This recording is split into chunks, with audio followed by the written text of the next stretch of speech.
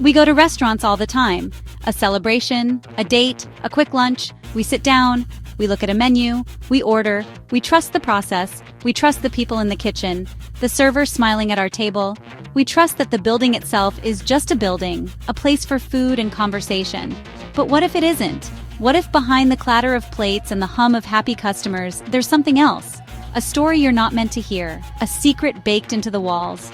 These places are so common, so ordinary, and maybe that's what makes it so unsettling when something goes wrong. Think about it. The restaurant is a stage. Every night, the same play unfolds, but sometimes an actor misses their cue, or an uninvited guest walks onto the set. The server who seems a little off, the strange noise from the kitchen, the customer who sits in the corner just watching. We dismiss these things. We have to. Otherwise, how could we ever enjoy our meal? We tell ourselves it's just the stress of the dinner rush. This first story comes from a guy named Leo. He was a line cook in the early 2000s. The restaurant was a high-end steakhouse in a historic part of Philadelphia, an old building, the kind with character, and, as Leo would find out, a history not in the tourist brochures.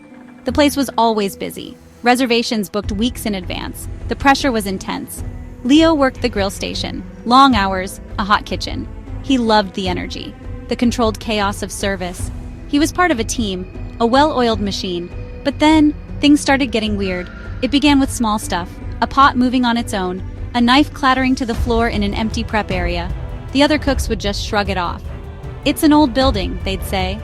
Things settle. Leo tried to believe them, but incidents became more frequent, more specific. Whispers just over his shoulder. Then he turned. No one there. The walk-in freezer would plummet in temperature. Frost building, the door sealed from the inside. They called maintenance to pry it open once. Leo asked the veterans, the longtime servers. At first they were cagey, changing the subject. But one night, after post-shift drinks, bartender Maria told him the story. Decades earlier, the space was another restaurant, owned by a chef, very talented, very volatile. His name was Julian, obsessed with his craft. He lived for it. He basically lived in the restaurant. After a particularly bad service, he never left. The story, Julian had a breakdown. He threw his staff out, locked the doors, and then, officially, a kitchen fire. An accident. Unofficially, staff whispered Julian had taken his own life. Right there in the kitchen, the very spot Leo now grilled. Our second story takes place in a small family-owned diner in rural Oregon. From Chloe, a waitress in her early 20s. Classic roadside diner, red vinyl booths, long Formica countertop, a jukebox playing 45s, comfortable, a local institution. Chloe knew customers by name. She poured coffee before they asked. Predictable, safe job. Until the man started coming in. First time she saw him, Tuesday night, slow shift, around 9 p.m., an hour before closing.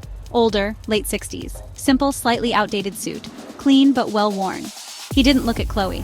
He walked to the last booth in the back corner, sat by the window overlooking the dark highway. Chloe grabbed a menu, a glass of water. Went over. "Evenin'," she said, smiling. No response. He stared out the window, hands on the table, perfectly still. Chloe felt awkward. She placed the menu and water down. "I'll be back in a minute to take your order," she said. He didn't move. She went behind the counter and watched. He just sat, staring. He never opened the menu. After about 10 minutes, she walked back. "Ready to order, sir?" she asked. Silence. He didn't even blink, so still it was unnerving. She feared he might not be alive. As she reached to touch his shoulder, he spoke, raspy, quiet, almost a whisper. "Just coffee, black." Chloe jumped, nodded, and went to get the coffee. She brought it back. He was unchanged. She set the mug down. He didn't look at it. He didn't look at her. He just sat. For the rest of the hour until close, he sat there. He never touched the coffee. At closing, she approached one last time. "Sir, we're closing now."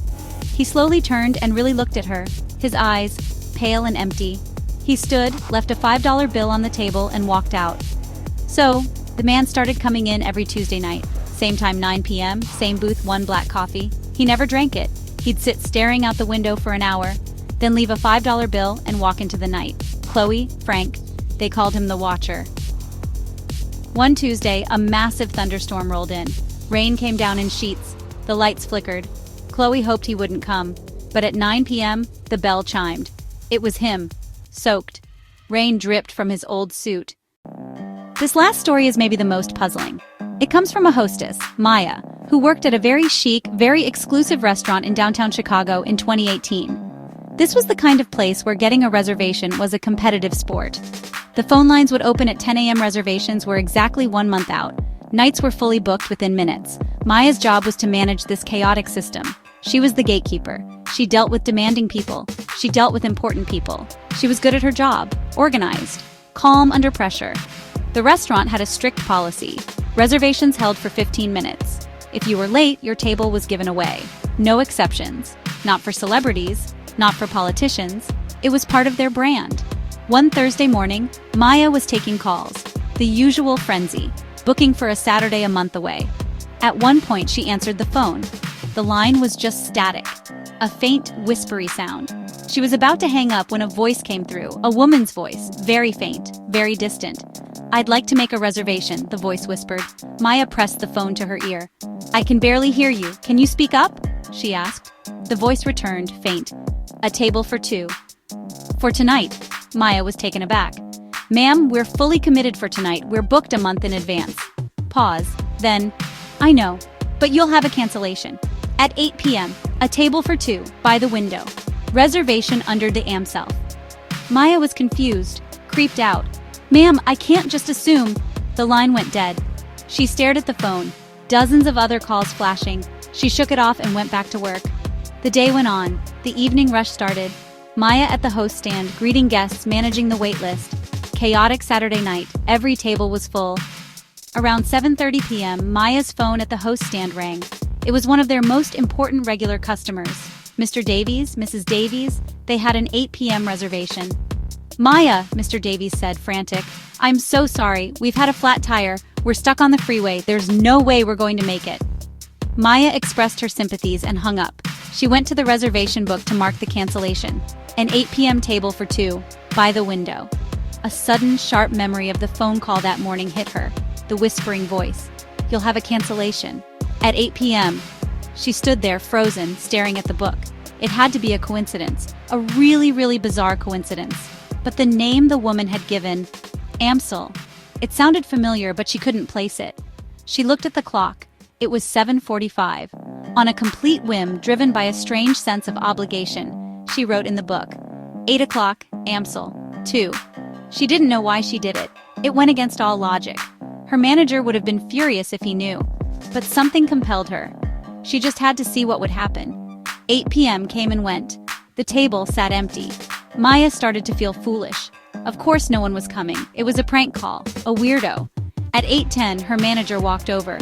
"Maya, what's with table 12? The Davies party canceled, right? We have a walk-in list a mile long. Let's get that table seated."